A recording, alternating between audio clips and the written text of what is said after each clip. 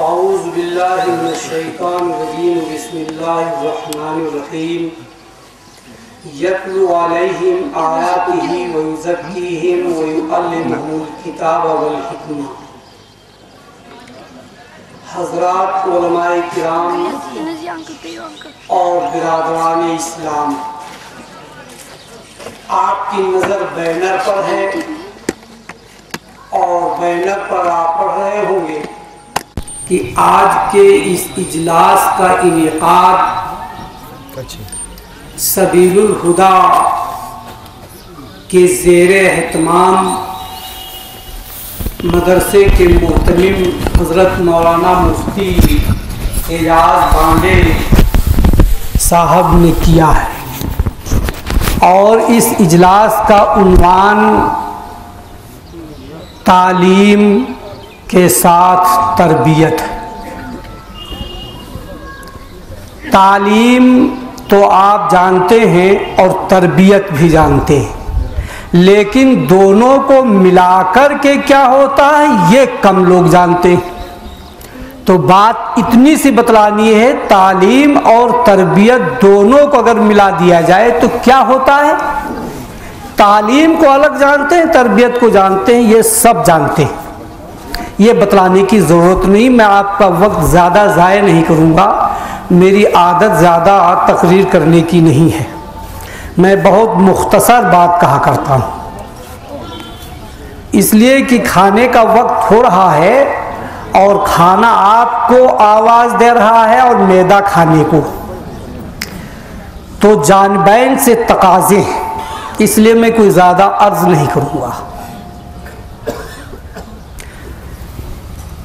आप जानते हैं असरी तालीमी दरसगाहों के अंदर एक दरसगाह होती है क्लास, और उसका एक लैब होता है तजुर्बागाह, लेबॉर्ट्री, जहाँ तजुर्बा कराया जाता है। थ्योरी महज काफ़ी नहीं है, ना प्रैक्टिकल महज काफ़ी। तालीम थ्योरी है और उसका प्रैक्टिकल तरबियत है। दूसरे अंदाज पे आइए, मैं आपको तसव्वुफ की दुनिया की इस्तिलाह में अर्ज़ करूँ। आप सब सूफिया इकराम बैठे हुए हैं, इसलिए कि हमारे यहाँ जो तसव्वुफ पहुँचा है हिंदो पाक, वो तो आपके रहीने मिन्नत पहुँचा है, ज़रा सा वहाँ हमारे हिस्से में लगा है, बाकी तो सब कश्मीर ही में है। आप ही के रहीने मिन्नत है जो कुछ हमें मिला है। और ये बात भी अर्ज कर देना चाहिए, बात कहने से पहले, कश्मीर जो है हमारे हिंदो पाक का सर है। दोनों का दिमाग यही है, इसीलिए दोनों आपसे मोहब्बत करते हैं और आपको आप खींचा तानी में है। कश्मीर एक वाटर टैंक है और यहां से सारी पाइपलाइन हिंदो पाक को सैराब करता है। यहाँ के ये पहाड़ सतह समंदर से खारा पानी जो पीने के लायक नहीं होता उसे जज्ब करके और रिफाइंड करके, नमक अपने अंदर जज्ब करके और झरनों से पानी ये पहाड़ बहाते हैं।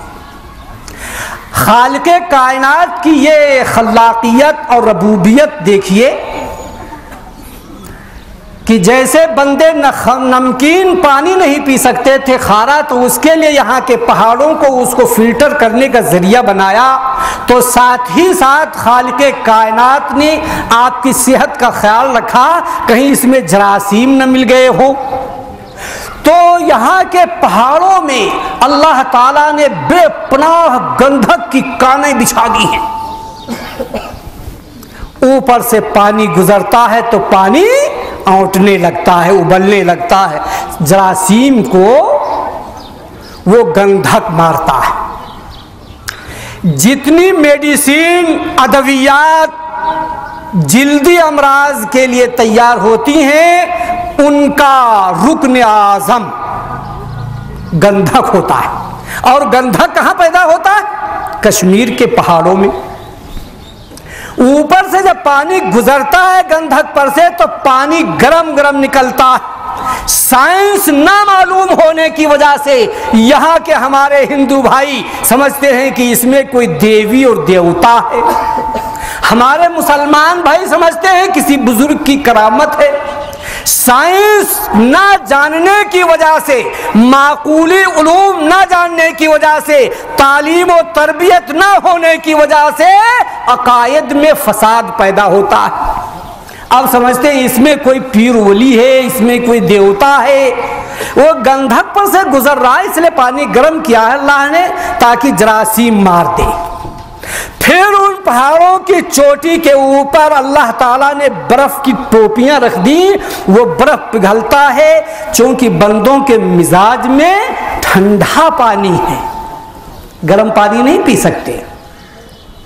अब उससे पानी ठंडा होता है। अब आब शीरीन ठंडा होकर के पानी झरनों से, नालों में, दरियाओं में और फिर पूरी सतह अर्ज के अंदर जिसमें हिंदुस्तान और पाकिस्तान दोनों शामिल हैं, पाइपलाइन बिछा दिए। जहां कहीं भी आप नलकूप लगाएं ठंडा आब शीरी मिलता है, जहां कुआं खोदें ठंडा आब शीरी मिलता है। तो ये गोया की वाटर टैंक है कश्मीर।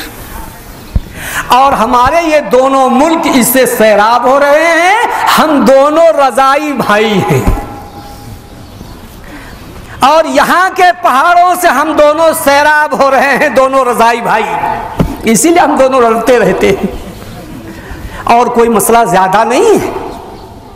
तो ये यहां से इसी तरह से जैसे ये पानी जो हमें सैराब करता है, कश्मीर फराहम करता है, ऐसे ही सूफिया का ये दरवाजा है, ये बाबुल औलिया है।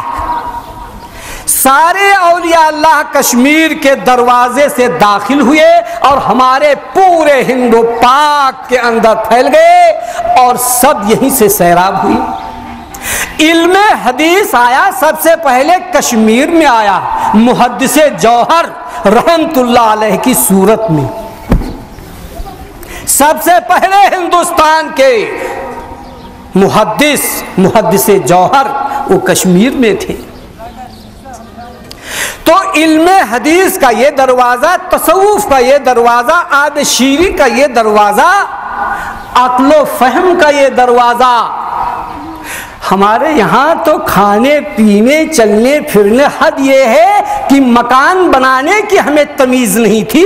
हम जानवरों की तरह से बिलों में रहा करते थे, खड़ा अनाज खाया करते थे, कोई तहजीब नहीं थी। इसी दरवाजे से जब मंगोलिया से तारीख लंबी बयान करनी पड़ेगी, कभी मुफ्ती एजाज बांडे अगर तफसीली तकरीर सुनना चाहेंगे 4 घंटे तकरीर करूंगा, तब वो बतलाऊंगा, ऐसे टप्पा मारी करूंगा।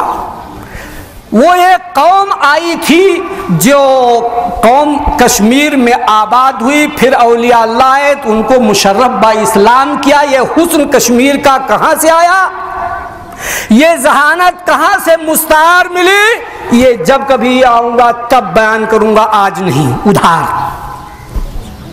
फिर ये तहजीब पूरे हमारे हिंदुस्तान में, पाकिस्तान में थोड़ी सी हमें भी मिली है आपके तुफैल। तो कश्मीर ये हमारे लिए मदखल है तमाम फजाइल का, खैरात का। हम वहां पर आज बैठे हुए, मुझ कलमुहे को ये क्या हक है कि कश्मीरियों को मुझ जैसा एक जाहिल खिताब करे। लेकिन आपकी मोहब्बत, आपने दावत दी, मैं हाजिर हो गया।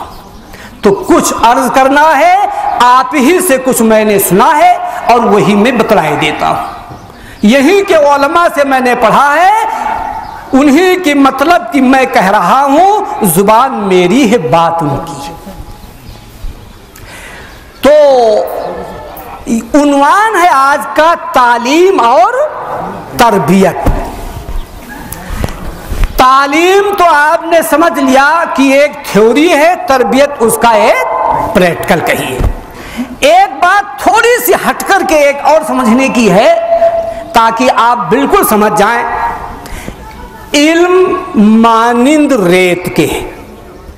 इल्म की कैसी मिसाल है? रेत जैसी। और रेत हवा में क्या होता है? बैठा रहता है, उड़ जाता है, रेत उड़ जाएगी।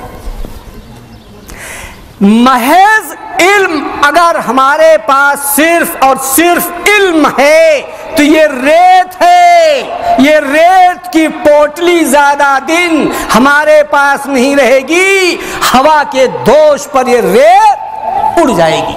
वो इल्म ऐसे है उस नमाज जैसी जो नमाज किबला रुख न पढ़ी गई हो। नमाज वही है जो किबला रुख पढ़ी गई हो। अगर किबला रुख पढ़ी गई तो नमाज नमाज है। वो इल्म जिसका किबला और काबा देवबंद है वो मकबूल इल्म है। तो तालीम दरसगाह में, खानकाह के अंदर तरबियत।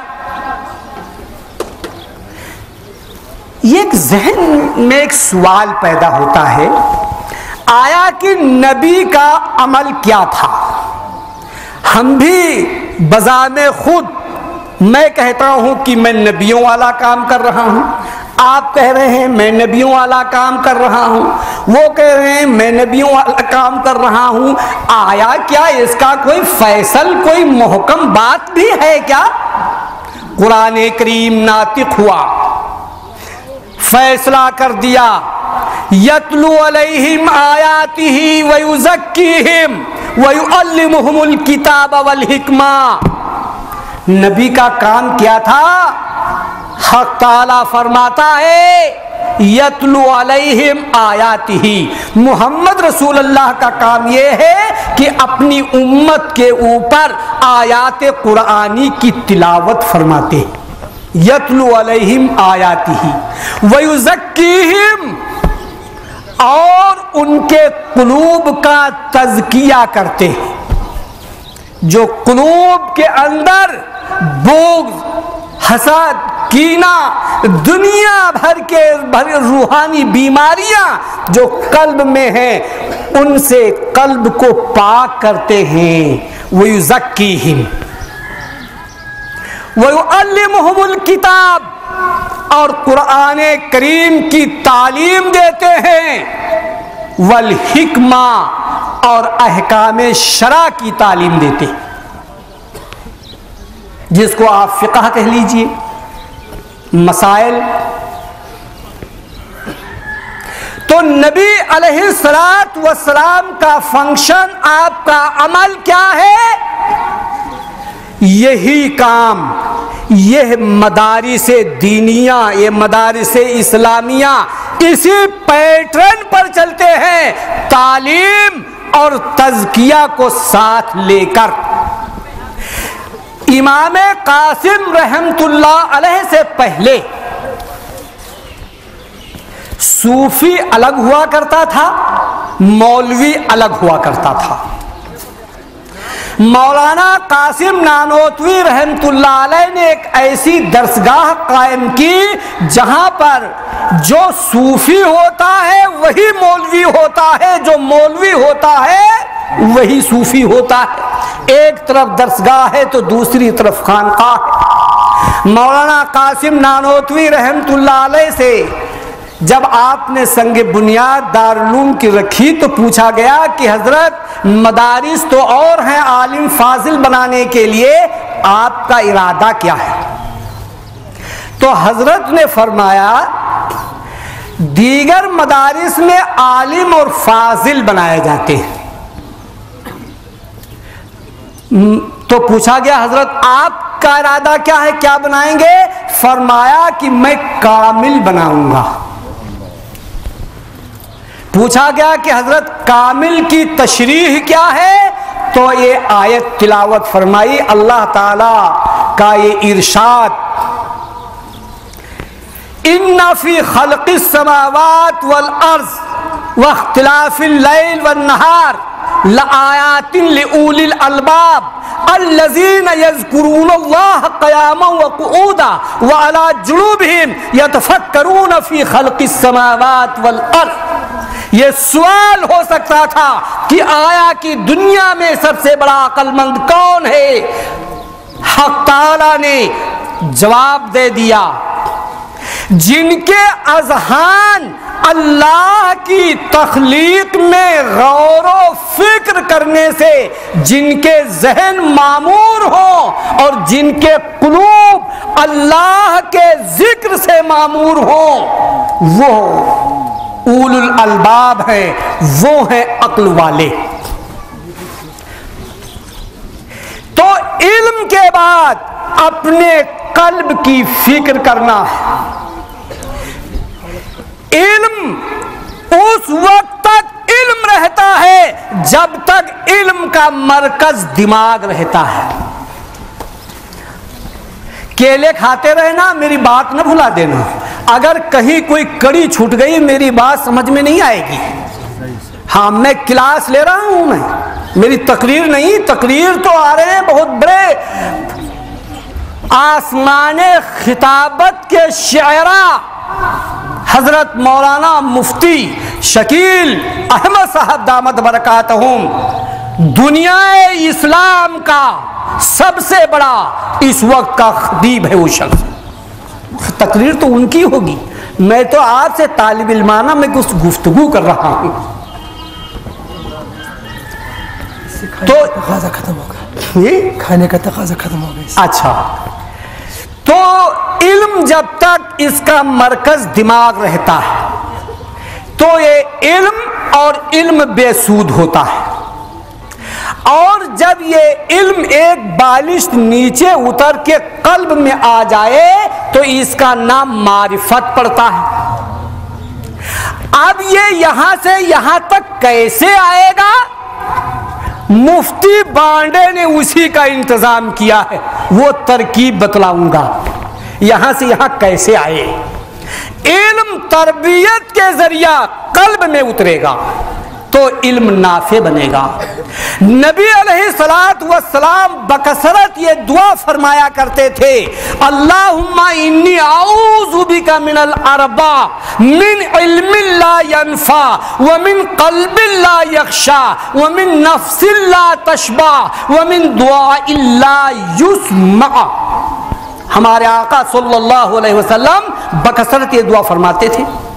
शेख अब्दुल कादिर जीलानी रहमतुल्लाह अलैह से दरियाफ्त किया गया कि आका सल्लल्लाहु अलैहि वसल्लम जो अना मदीनतुल इल्म व बाबुहा अली का जो नारा दे, फिर वो इल्म से पनाह मांगे, ये बात समझ में नहीं आने वाली। आका सल्लल्लाहु अलैहि वसल्लम फरमाते हैं, मैं इल्म की यूनिवर्सिटी हूं और उसका सदर गेट हजरत अली। तो जो इल्म की यूनिवर्सिटी है वो इल्म से क्यों पनाह मांग रहा? शेख अब्दुल कादिर जिलानी रहमतुल्लाह अलैह फरमाते हैं, आका सल्लल्लाहु अलैहि वसल्लम इल्म बेसूद से पनाह मांग रहे हैं। ऐ अल्लाह, उस इल्म से पनाह जो सूदमंद ना हो। शेख से पूछा गया कि वो इल्म कौन सा है जो सूदमंद नहीं है? शेख ने फरमाया कि जब तक इल्म का मरकज दिमाग रहता है तो बेसूद रहता है, आदमी को मगरूर बनाता है, मुतकब्बिर बनाता है, वो सर तान के चलता है कि मैं बहुत बड़ा हजरत हूं, ये पूरी कौम हमारी गुलाम है, ये सब सलाम क्यों नहीं करते, मेरे जूते क्यों नहीं सीधे करते, मेरा एहतराम क्यों नहीं करते, दाएं बाएं झांकता चलता है कि किसी ने सलाम नहीं किया, मैं तो मौलाना साहब हूं। ये इल्म का तकाजा। जब तक मारिफत नहीं मिलेगी ये इल्म बेसूद, ये तकब्बुर पैदा करेगा, ये रेत है, ये इल्म उड़ जाएगा। शेख ने फरमाया जरूरत है कि इस इल्म को एक बालिश नीचे उतारो, कल्ब में लाओ। शेख से पूछा गया कि ये कैसे उतरे, ये कैसे उतरे यहां से यहां तक, ये कैसे उतरे? मुफ्ती एजाज बांडे ने इसका इंतजाम किया है। इसके लिए जलसा रखा गया है और बातों के लिए नहीं रखा गया था। यह है बात असल। मुफ्ती एजाज ये बतलवाना चाहते हैं इनसे कि मैं बतलाऊं यहां से यहां तक एक बालिश इल्म कैसे उतरे। शेख अब्दुल कादिर जिलानी रहमतुल्लाह अलैह ने एक बलीग तमसील दी। फरमाया तुम छलनी में आटा लो और छलनी को हरकत न दो, क्या आटा छनेगा? कहा गया हजरत नहीं।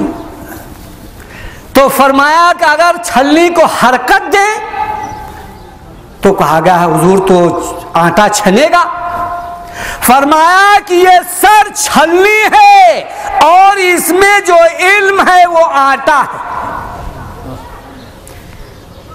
ये सर अगर हिलाओगे तो आटा छनेगा, छन छन के कल्ब में आएगा, चोकर दिमाग में रह जाएगा और उसका जौहर मारिफत बनकर इल्म मारिफत से डिवाइड होकर और वो इल्म मारिफत में तब्दील होकर के कल्ब में उतरेगा। तो सर हिलाने की जरूरत। अब सर का मतलब यूं बैठे हिलाते रहोगे, कैसे हिलाएं? तो सर जब जिसके लिए हिलाया जाएगा उसके लिए काम होगा। इसलिए सूफिया के यहाँ जो सर हिलाया जाता है जिक्रुल्लाह पर, वो खाम खां को नहीं हिलाया जाता, उसकी एक अपनी टेक्निक है, बाज़ाब्ता। ऐसा नहीं है कि खाम खां को बैठा सूफी गर्दन हिला रहा है। अब सूफी बैठकर खानकाह में क्या करता है? ला माबूदा इल्लल्लाह, ला मक़सूदा इल्लल्लाह, ला मशहूदा इल्लल्लाह, ला मौजूदा इल्लल्लाह, ला इलाहा इल्लल्लाह इल्लल्लाह। जो कुछ चोकर है इधर फेंक दिया, जौहर कल्ब में डाल लिया है। अब इल्म में छन छन करके कल्ब में आता है। ये तज़किया है, ये तरबियत है। अगर महज इल्म है किसी के पास तो वबाल जान है।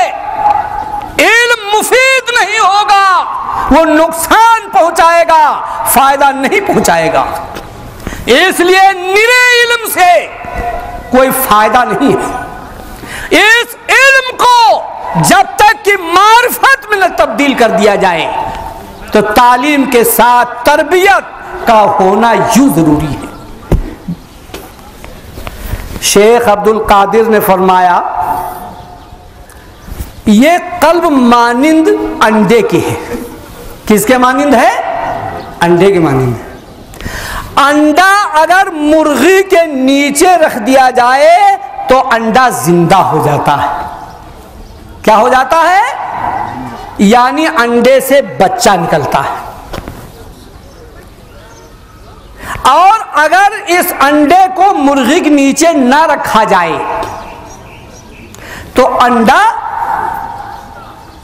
खराब हो जाता है। और वो अंडा जब फूटता है तो बदबू बहुत होती है, बड़ा ताफुन होता है। आज मुआशरे के अंदर जो ताफुन है मुफ्ती साहब, ये हमारे फासिद कुलूब ये फट रहे हैं, इनसे ये ताफुन फैल रहा है फजा के अंदर। आपस में बोझ, इनाद, हसद, कीना, फला फला, ये सब इस कल्ब की के सड़ जाने की वजह से ये ताफुन फैला हुआ है पूरे मुआशरे के अंदर। जरूरत है कि इस अंडे को मुर्गी के नीचे रख दिया जाए। मुर्गी क्या है? मुर्गी है पीरे तरीक़त, मुर्शिद, मुर्शिद कामिल, जो मुत्तबाए सुन्नत हो, वो पीरे कामिल है। अब आप पूछेंगे कि मिलेगा कहाँ? तो हमारे यहाँ पीर ऐसे तलाश किया जाता है जैसे आम, जो जरा नरम हो तो चूस ले, सख्त हो तो उधर डाल दें टोकरे में। तो पीर कोई आम थोड़ी ना है कि नरम नरम हो तो चूसें और बाकी न चूसें। आपको मालूम है कि आपके सरकार की जानिब से कानून बना दिया गया है 30 मीटर से लंबा केबल की इजाजत नहीं है। 30 मीटर सिर्फ केबल लिया जा सकता है, इससे ज्यादा की इजाजत नहीं है। केबल किससे लेते हैं आप? ट्रांसफार्मर से। किससे लेंगे? जो पोल आपके घर से करीब तरीन है उसी से लेते हैं, या ट्रांसफार्मर चलाएंगे या पावर हाउस से लेंगे। आप केबल कहां से लेंगे? जो घर से करीब पोल है। आपसे करीब जो भी कोई मुत्तबे सुन्नत आलिमे दीन है उससे कनेक्शन ले लीजिए। मत ढूंढते फिरिए कि ये किसका खलीफा और ये किसका खलीफा, ये सब मत ढूंढिए। आलिमे दीन है, मुत्तबे सुन्नत है, वो आपका पीर और मुर्शिद है, उसके मशवरे से काम कीजिए। पीर है क्या चीज? पीर कोई अफ्रीका के जंगल का शेर थोड़ी ना है। पीर से घबरा उठे आप, बिल्कुल पता नहीं क्या जानवर होगा। खेत में काश्त करने के लिए किसी काश्तकार की रहबरी और रहनुमाई मतलूब होती है। कोई भी काम कीजिए, तिजारत कीजिए, किसी माहिर तिजारत करने के लिए माहिर तिजारत से आपको सीखना पड़ता है। तो दीन की जिंदगी, दीनी जिंदगी गुजारने के लिए किसी माहिर दीनियात, माहिर इस्लामियात, मुत्तबे सुन्नत की रहनुमाई जरूरी। बस पीर ये है, और कोई पीर हुआ नहीं बहुत बड़ा, डरेना भी आप पीर से। ये उलमा आप इनको ये समझिए, जब तक ये कौम उलमा की रस्सी को थामे रखेगी तो ये कौम राह रास्त पर रहेगी। इस कौम की रस्सी उलमा के हाथ में ऐसे ही है जैसे पतंग का धागा आपके हाथ में है। अगर ये धागा कट गया तो ये कौम पतंग की तरह फजा में हिचकोले खाएगी। इन उलमा की यूं जरूरत है। दीनी मामलात खुद ना हल करके दीनी जिंदगी इन उलमा की राय के मुताबिक, इनके इल्म की रोशनी में हम अपनी जिंदगी गुजारें तो हमारी जिंदगी स्वालेह बनेगी और हमारे सिमत जिंदगी सही रहेगी। अगर ऐसा नहीं किया तो हम गुमराह हो सकते हैं। हमारे कल्ब की मिसाल, अभी एक हफ्ता पहले वफात हुई है हजरत मौलाना हकीम अख्तर साहब रहमतुल्लाह अलैह। उन्होंने लिखा है कि अल्लाह ताला ने हमारे सीने के अंदर एक बल्ब लगा करके भेजा है और ये फरमा दिया हक ताला ने कि दुनिया में जाने के बाद इस बल्ब का कनेक्शन कर लेना। सीने में सभी के दिल है, एक ये बल्ब के मानिंद है। अब जरूरत है कि इस बल्ब में दो तार आए, ठंडा और गर्म, कनेक्शन किया जाए। एक तार मक्के से आ रहा है, वो गर्म तार है, और मदीने से ठंडा तार आ रहा है।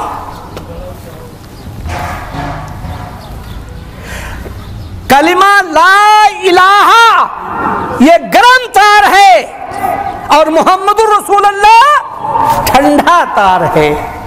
अब ये दोनों तार आका आप जो है अपने कल्ब, एक बल्ब है, इससे कनेक्शन कर लीजिए तो ये रोशन हो जाएगा।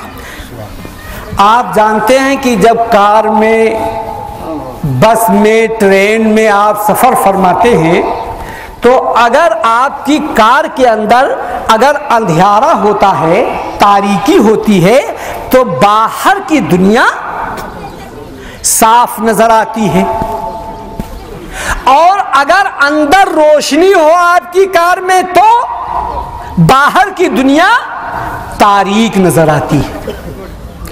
अहलुल्लाह के कुलूब रोशन है, इस वजह से उनके अंदर रोशनी है, तो ये दुनिया की चकाचौंध उनको नजर नहीं आती।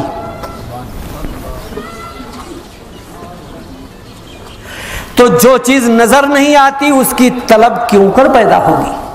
तलब तो उसी चीज की पैदा हुआ करती जो चीज नजर आती, और जब दुनिया नजर ही नहीं आएगी तो उसकी तलब नहीं पैदा होगी। यही वजह है कि अहलुल्लाह को दुनिया की तलब पैदा नहीं होती, उनके अंदर रोशनी है।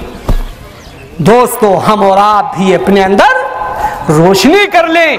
अल्लाह ने बल्ब लगा दिया है, कनेक्शन हम कर लें तो अंदर हमारे रोशनी हो जाएगी। आप जितना ही ऊपर चढ़ें तो दुनिया छोटी नजर आती है। पहाड़ पर चढ़ जाए छोटे छोटे घर नजर आते हैं, हवाई जहाज पर उड़ते हैं जैसे माचिस के बॉक्स पड़े हुए हो, इतनी इतनी बड़ी बिल्डिंगें यूं नजर आती है, पहाड़ डले से नजर आते हैं। मालूम हुआ कि जितना ही ऊपर उठो उतना ही दुनिया हकीर नजर आती। रूहानी तौर पर अहलुल्लाह इतना ऊपर उठ जाते हैं कि दुनिया उनकी नजर में हकीर और जलील नजर आती है। दुनिया के माने यही हैं। दुनिया के माने जानते हो? दना यदनु, ये उलमा जानते हैं, इससे दो लफ्ज बनते हैं, दना यदनु दनात और दना यदनु दुलुवन, दो मादे, इस मादे से दो बनते हैं।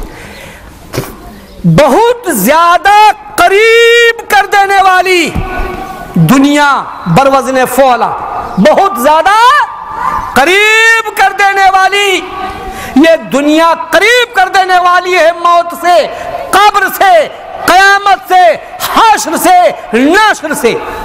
इसलिए नाम है इसका दुनिया, बहुत ज्यादा करीब कर देने वाली। कुरान में है ना, दना फतदल्ला। फिर देखिए इसके दूसरे माना, दुनिया के माना बहुत हकीर शय।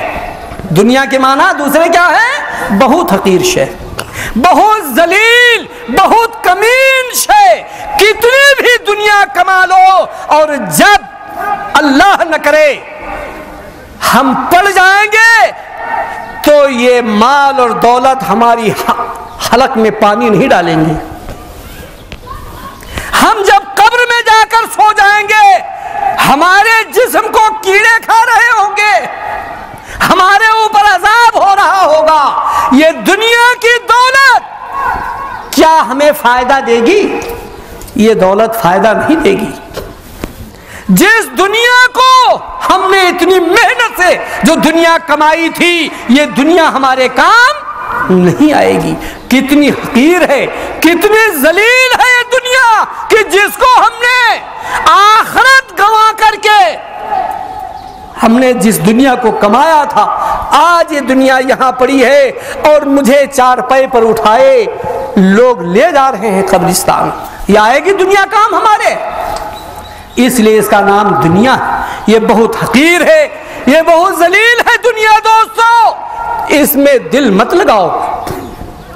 ये दुनिया इसलिए नहीं है, ये दुनिया इसलिए है कि इस दुनिया को जरिया आखिरत बना लो। इस दुनिया को दुनिया में खर्च करके आखिरत बना लो ताकि वहां जाकर के ये काम आए। देवबंद में जब वक्त दारुल उलूम का क़याम अमल में आया तो वहां पर एक हाजी सगीर नंबरदार थे। तो वक्त दारुल मैं भी उस वक्त तालिब इल्म था और यहाँ और भी फजला होंगे उस ज़माने के। जब वक्त दारुल देवबंद में कायम हुआ तो मतबख उतबख नहीं था, कहीं खा लेते थे, कोई खिला देता था, वरना फाके किया करते थे। तो हाजी सगीर नंबरदार को फिक्र हुई, वो अपने घर से आटा चावल सब लाए और उन्होंने मतबख वक्त दारुल का स्टार्ट किया अपने पैसों से, अपने राशन से। 15 दिन उन्होंने अपने घर से चलाया था। उसके बाद में अल्लाह का फजल हुआ और मतबख चल पड़ा। पुंछ के एक बुजुर्ग थे, नाम सभी आप जानते होंगे, हजरत मौलाना सूफी फैजुल हसन साहब रहमतुल्लाह अलैह।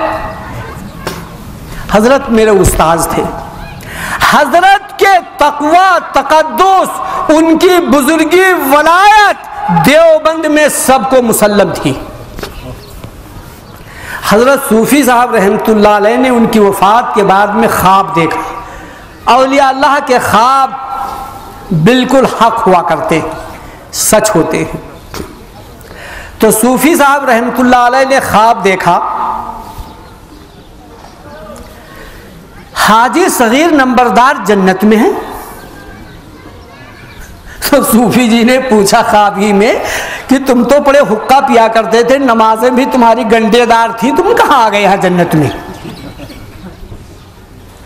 कहने लगे कि बस वो जो आपके मदरसे का मतबख मैंने चलाया था 15 दिन, जब मैं यहाँ आया तो अल्लाह की जानिब से ऑर्डर आया कि इनको जन्नत के मतबख का नाजिम बना दिया जाए। तो मैं यही नहीं कि जन्नत में हूँ, बल्कि जन्नत के मतबख का नाजिम हूँ। और ये कहा कि आज हमारे मतबख में नबी अलैहिस्सलातु वस्सलाम की और खुलफाए राशिदीन की दावत है। इतने में देखा कि अल्लाह के रसूल तशरीफ ला रहे हैं और उनके साथ खुलफाए राशिदीन हैं दाएं बाएं। इधर से हजरत मौलाना कारी मोहम्मद तैयब साहब रहमतुल्लाह अलैह तशरीफ ला रहे हैं, जो उस वक्त बानी थे वक्त दारुल के। तो आप तारुफ करवा रहे हैं रसूल अल्लाह से हाजी सगीर नंबरदार का कि अल्लाह के रसूल ये हैं हाजी सगीर नंबरदार कि इन्होंने मेरे मदरसे का ख्याल रखा, मेरे मदरसे के मतबख को 15 दिन उन्होंने अपनी जेब खास से चलाया। तो नबी अलैहिस्सलातु वस्सलाम ने फरमाया कि सिला तो मिल गया इनको, इसीलिए तो जन्नत के मतबख का इनको नाजिम बनाया गया है और मैं मुबारकबाद देने आया हूं।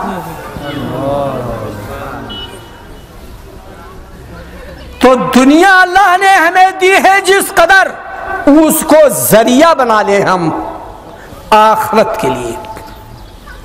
माल बुरी चीज नहीं है, माल को कुरान करीम खैर से ताबीर करता है। अक्सर व बेशतर आयात कुरानी में माल को खैर, माल बुरा थोड़ी ना है। अगर माल बुरा होता तो हजरत उस्मान गनी होते, हजरत अब्दुर्रहमान इब्न औफ इतने बड़े मालदार होते। मालूम है माल बुरा नहीं है, माल का इस्तेमाल बुरा है। नबी अलैहिस्सलातु वस्सलाम की आदत शरीफा थी कि आप फज्र की नमाज के बाद नमाजियों की जानिब आप मुतवज्जे हो जाया करते थे। जो ख्वाब देखता था तो ख्वाब बयान करता था, अल्लाह के रसूल उसकी ताबीर अता फरमाते थे। एक दिन आप सल्लल्लाहु अलैहि वसल्लम ने मुतवज्जे होकर फरमाया कि अब्दुर्रहमान इब्न औफ कहाँ हैं? तो पीछे थे मस्जिद में, वहीं बोले लब्बैक या रसूलल्लाह। वो आए भागे हुए, अल्लाह के रसूल क्या हुक्म है? आपने फरमाया कि अब्दुर्रहमान आज तो मैंने बड़ा अजीब व गरीब तुम्हारे बारे में ख्वाब देखा है। तो अर्ज किया अल्लाह के रसूल क्या है ख्वाब? तो आपने फरमाया कि मैंने ख्वाब देखा है कि महशर बरपा है, सारे गरीब ही गरीब जन्नत में जा रहे हैं, मालदार कोई नहीं आ रहा।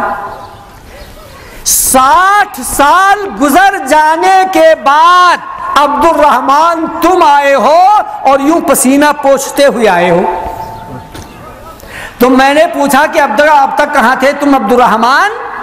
तो तुमने कहा कि दुनिया में इतना माल था कि अब तक आना पाई का हिसाब लिया गया, अभी अभी फारिग हुआ हूं तो हाजिर हुआ हूं।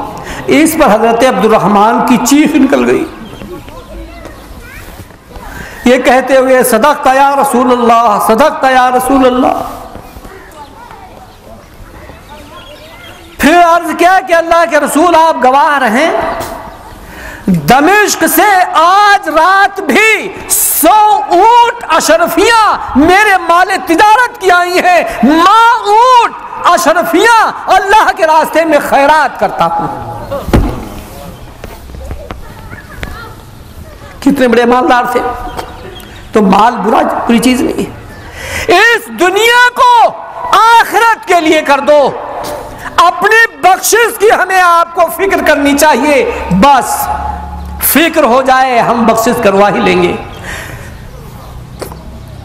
उमर फारूक रजी अल्लाह ताला अन्हु क्या शान है। अल्लाह के रसूल फरमाते हैं लौकाना बादी नबिया लकाना उमर, अगर मेरे बाद अगर कोई नबी होता तो उमर होते।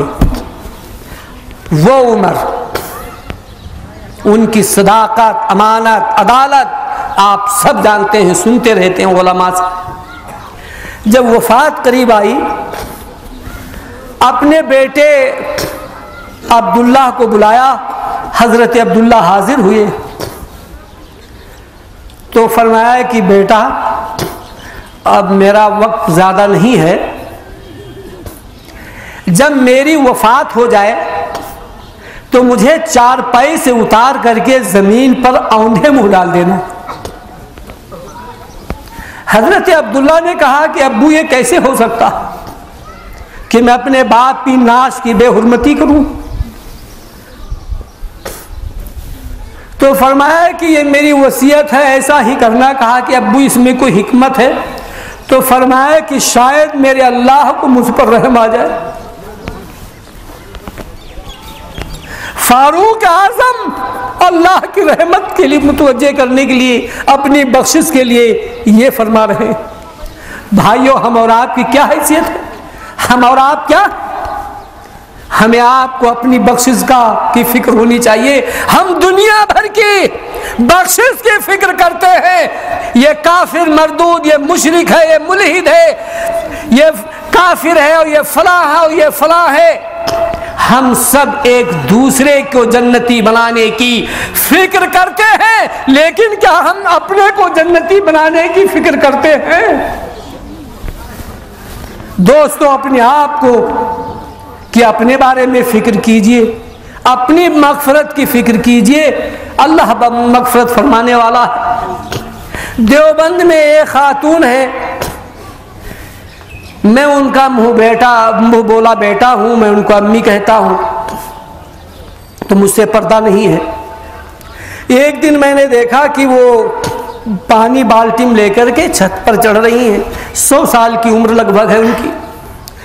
मैंने कहा अम्मी ये क्या कर रहे हो, मैं पानी पहुंचा दूं? कहा कि बेटा ऊपर आओ देखो तुम। तो मैं गया तो देखा मिट्टी के कूंडे रख रखे, तो उसमें पानी भर रही थी। मैंने कहा कि अम्मी मैं भर दूं? कहने लगे नहीं बेटा ये काम मुझे करने दो। मैंने कहा कर क्या रही हैं आखिर? तो कहने लगे बेटा मैं बेवा हूं, मेरे पास तो टका नहीं है कि खैरात करूं, सदका दूं जिससे मैं जन्नत कमाऊं। परिंदों के लिए पानी भर देती हूं, परिंदे आएंगे पानी पिएंगे, शायद मेरी बख्शिश हो जाए। जिसको अपनी बख्शिश की फिक्र है दोस्तों, वो परिंदों को पानी पिला करके अपनी बख्शिश करवा लेगा। नबी अलैहिस्सलातु वस्सलाम ने फरमाया सबसे बेहतर वो है खैरुन्नास मयनफउन्नास, लोगों में सबसे ज्यादा बेहतर वो है कि जो सबके लिए नफा बख्श। दोस्तों, गौर करने का मकाम है। दरख्त साया देता तो साये से खुद दरख्त को फायदा नहीं होता, दूसरों के लिए साया देता है।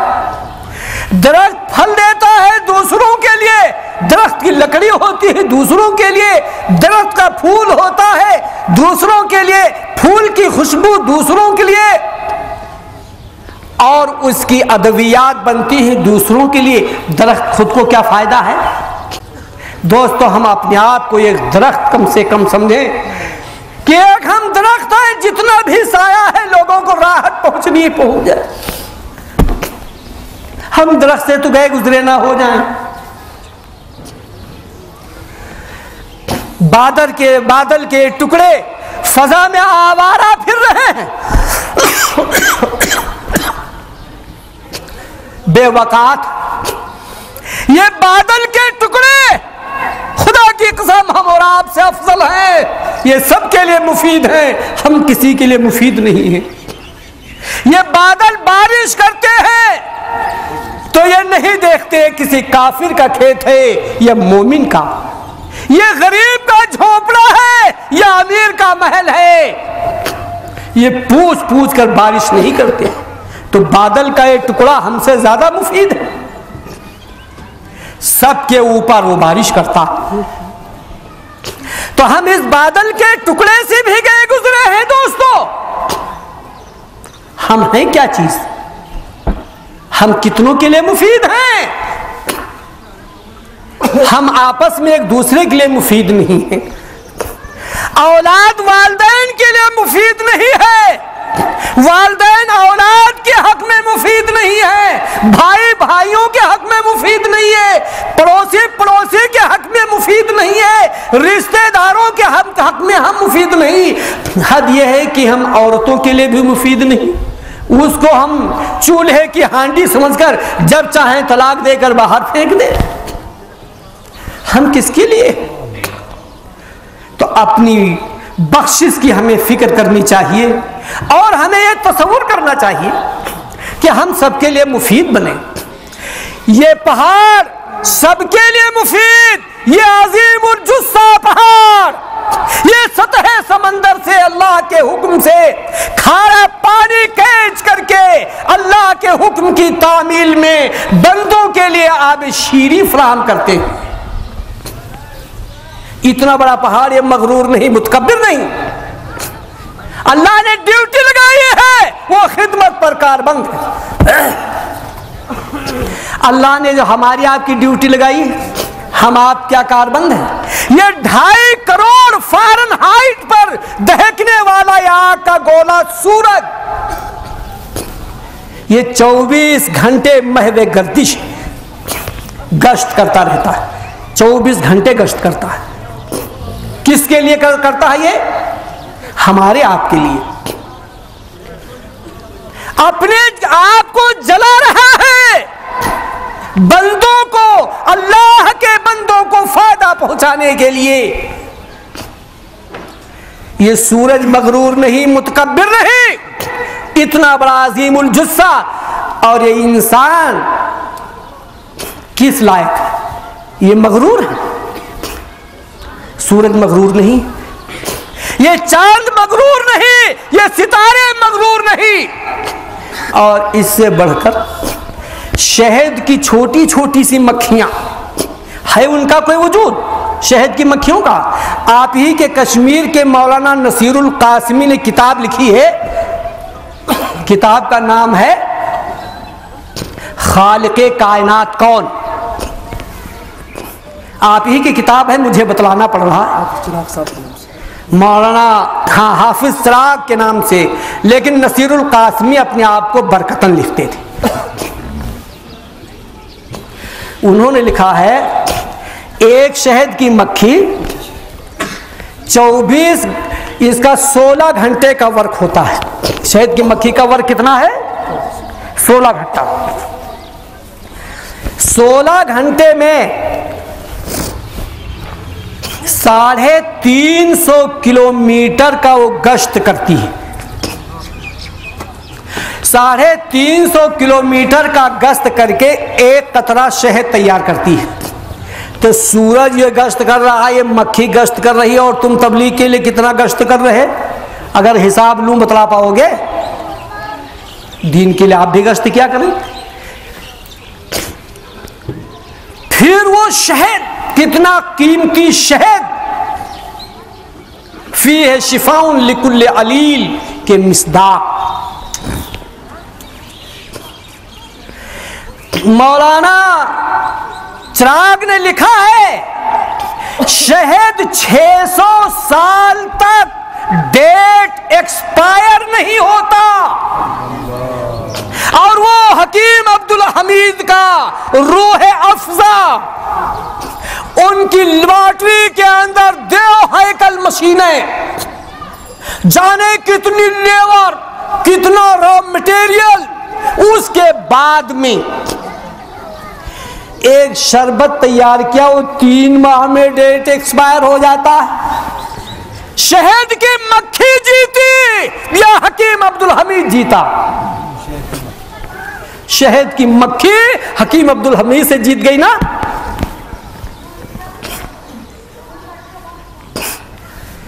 वो शहद की मक्खी ने कोई मशीन नहीं मांगी तुमसे, कोई लेबर नहीं मांगी, कोई रॉ मटेरियल नहीं मांगा, कोई प्लाट नहीं मांगा, और हकीम अब्दुल हमीद ने बहुत बड़ा प्लाट घेर लिया, बड़ी बड़ी मशीनें लगाई। उसके बाद में उन्होंने रूह अफ़ज़ा तैयार किया। वो 30 माह के अंदर ही डेट एक्सपायर होता है, और शहद की मक्खी जिससे कुछ नहीं लिया वो 600 साल तक वो डेट एक्सपायर नहीं होता। बताइए आप, वो मक्खी जीती या इंसान? क्या हैसियत है एक शहद की मक्खी की। और दोस्तों, हकीम अब्दुल हमीद के कारखाने की मशीनें तो घिस जाती हैं, कुछ दिनों में खत्म हो जाती हैं, और ये जो शहद की मक्खी है एक मशीन, ये एक मशीन जानते हो कितनी मशीनें पैदा करती है? हाफिज चिराग ने लिखा है 24 घंटे में एक शहद की मक्खी 2000 अंडे देती है। 2000 24 घंटे में देती है। 2000 हुआ कि अपनी जैसी मशीनें रोजाना तैयार करती। ये खालिक़े कायनात का निज़ाम। दुनिया ये आपके लिए पैदा की गई है। इन्न दुनिया खुलिक़त लकुम व इन्नकुम खुलिक़तुम लिल आखिरा। ये पूरी दुनिया तुम्हारे लिए पैदा की गई है, और तुम और सिर्फ आखिरत के लिए पैदा किए गए हो। तब भी आखिरत न बना पाओ, अफसोस की बात है। आप बतलाओ, वो तो वहां थे हमारे हाजी सगीर नंबरदार, उन्होंने तो जन्नत यूं कमा ली थी मतबख चला करके। आज में कौन सूरमा ऐसा है जो खड़ा हो सबीलुल हुदा के मतबख को चला करके जन्नत हासिल करे? अपनी आखिरत की जिसको फिक्र हो खड़ा हो जाए। इतने लोग गवाही देंगे महशर में, हम सब गवाह होंगे कि अल्लाह के रास्ते में सबीलुल हुदा के तलबा के लिए इन्होंने ये दिया था। उन तलबा के लिए आका सल्लल्लाहु अलैहि वसल्लम ने फरमाया, जब कोई तालीमे दीन के लिए घर से निकलता है तब वापसी वो अल्लाह के रास्ते में है। और मोहम्मद रसूलुल्लाह सल्लल्लाहु अलैहि वसल्लम का मेहमान है। वो जब दुआएं करता है तो उसकी दुआएं रद्द नहीं की जाती। वो अल्लाह के राह के मुसाफिर और मोहम्मद अरबी सल्लल्लाहु अलैहि वसल्लम के मेहमान, सबीलुल हुदा के तलबा, उनके लिए बताओ आप में कौन है जो पेश कदमी करे और पहले उसका नाम अल्लाह के यहां लिखा जाए? ये क्या भाई, कुछ लाए? देख लो भाई, देख लो मुफ्ती साहब माशाअल्लाह ये कुछ लेकर आए। अल्लाह ताला जो भी दिया, देखो ये कोई शर्म की बात नहीं है। जब रोजे महशर पकड़े जाओगे सारी दुनिया मौजूद होगी, शर्म की बात तो वहां होगी। वहां शर्मिंदा ना हो, इसलिए आज ही उसका इंतजाम करो। जन्नत के जानिब एक कदम बढ़ने के लिए आप एक कदम बढ़कर जो भी आपके जेब में है वो दे दे, नहीं है तो अहद करें और वादा कर लें कि हमें ये देना है। ये समझो कि जन्नत की जानिब आप चले। बतलाइए आप कौन है वो? एक ही भाई साहब थे, वो तशरीफ लाए और बाकी किसी की जेब में कुछ है नहीं क्या? ऐसा तो नहीं है कि बिल्कुल आप मुखलिसीन लहुद्दीना हो। जो भी है किसी के पास वो देना चाहिए ना। आप जानते हैं, ये बतलाया जा चुका है कि जमीन के लिए कितना बड़ा बजट है। 40 लाख रुपया की अदायगी, 40 लाख रुपये कर्ज हैं जो देने हैं। वो 40 लाख क्या बहुत ज्यादा है? 40 लाख का मतलब यह है कि अगर 80 आदमी खड़े हों तो 50 हजार तो हिस्से में आएंगे, और 160 हो तो 25 आते हैं। इतने बड़े शहर के अंदर कोई ये मसला नहीं है। बस अल्लाह की जानिब से तौफीक चले, आपका हाथ जेब में जाएगा और ये सब मसला हल हो जाएगा। ये अल्लाह के घर का काम है, ये होकर ही रहेगा। बस ये है कि जिसको भी अल्लाह तौफीक दे दे और इसमें हिस्सा ले ले, ये अल्लाह की जानिब से तौफीक होती है, बंदों की जानिब से कुछ नहीं है। बंदा खुद कुछ नहीं कर सकता है। जमीन की कब्र की बकद रखा हमने 11,550। मुफ्ती साहब ने एक बहुत ही माकूल नज्म किया है। बकदरे एक कब्र के, जितने में एक आदमी, सभी को मरना है, कब्र में जाना है, तो 11,000 कितने के? 11,550 रुपया में एक कब्र के बकद्र जमीन पड़ती है। सदक़े जारिया के लिए, कब्र के अजाब से बचने के लिए आप तय करें अपने जहन के अंदर कि बकदरे कब्र हमें मदरसे को खैरात करना। अल्लाह ताला की जानिब से तौफीक होगी, वही देते हैं, उन्हीं के लिए हम ले रहे हैं। अल्लाह ताला से ज्यादा कोई गयूर नहीं हो सकता। बंदा इतना गैरतमंद होता है, अगर वो किसी से लेता है तो वापसी की नियत करता है, और जब तक वापस नहीं कर पाता है तो उसका दिल दुखता रहता है। फिर अल्लाह से ज्यादा गयूर कौन हो सकता है? अल्लाह के राह में आप दें, ये कैसे मुमकिन है कि अल्लाह वापस न कर दे? अल्लाह ताला उसका 70 गुना बढ़ करके वो वापस कर देगा। हिम्मत करने की जरूरत हमें है, हम हिम्मत कर ले, अल्लाह तबारक ताला अदा करवा देंगे। वही सब कुछ देते हैं, उन्हीं की जानिब से है। तो आज की इस मजलिस में हजरत मुफ्ती साहब ने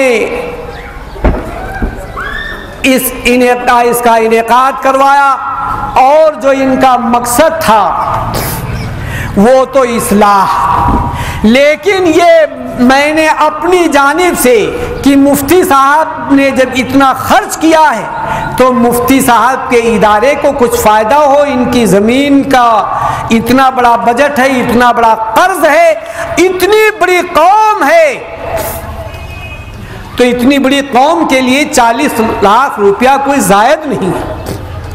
तो इसलिए मैं दरख्वास्त करता हूँ आप हजरात से कि जो कुछ आप दे सकते हैं तो यहाँ पर दें, उसके बाद में बराबर आप ख्याल रखें, अपने अहबाब में जिक्र करें, खुद दें, अपने हल्के असर में आप तबलीग करें, लोगों से दिलाएं।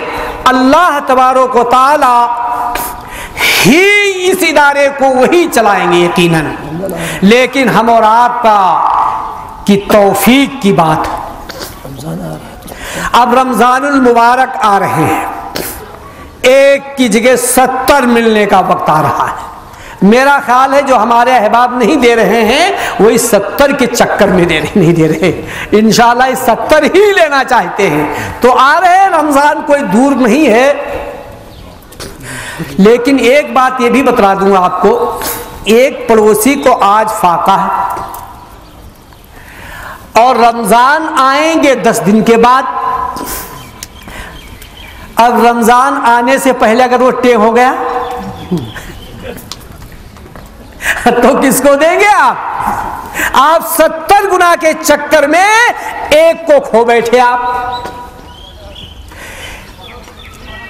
हमारा जो पैसा जो हमने कमाया, मिल्कियत हमारी आया है, अल्लाह ने दिया है, वो मेरा नहीं है, वो सबके लिए अल्लाह ने दिया है। जो हाजतमंद अभी है उसको अभी दो। अगर आप इस इंतजार में रहे कि रमजान आएंगे तब दूंगा, इतने में तो मर लेगा।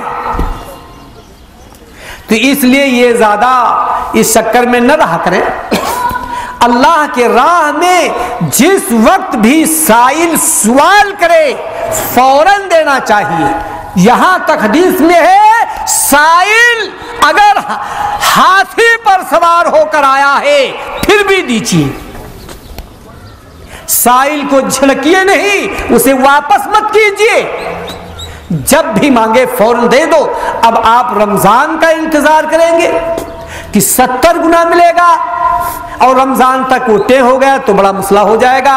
इसलिए दोस्तों मेरी गुजारिश है कि ये इदारा आपने कायम किया और यहां तक ये इदारा पहुंचा, अब ये तमाम तरक्कियात की मनाजिल तय कर रहा है। इसमें एक धक्का और लगा देने की जरूरत है। हमें सब मामला तय कर लेने चाहिए। वहां कोई सांस लेने की जगह नहीं होगी, वहां किसको मजाल हो, कोई होगा जो सांस भी ले ले, तो वहां के लिए मत छोड़ना। अगर किसी को कोई तकलीफ पहुंची तो मुझे माफ कर देना। अल्लाह तबारक ताला इस इदारे को दरसे हक और जिक्र हक अल्लाह ताला मरकज बनाए और इसको मंबे रुश्दो हिदायत बनाए। अल्लाह ताला पूरे सूबे जम्मू कश्मीर के ऊपर अल्लाह ताला अमन अता फरमाए और रहमत की बारिश, और जो कुछ अनारकी फैली हुई है, जो भी परेशानियां हैं, अल्लाह तबारक ताला वो सब दूर फरमा दे। अल्लाहुम्मा सल्लल्लाहु व आखिरु दावाना अनिल हम्दुलिल्लाहि रब्बिल आलमीन।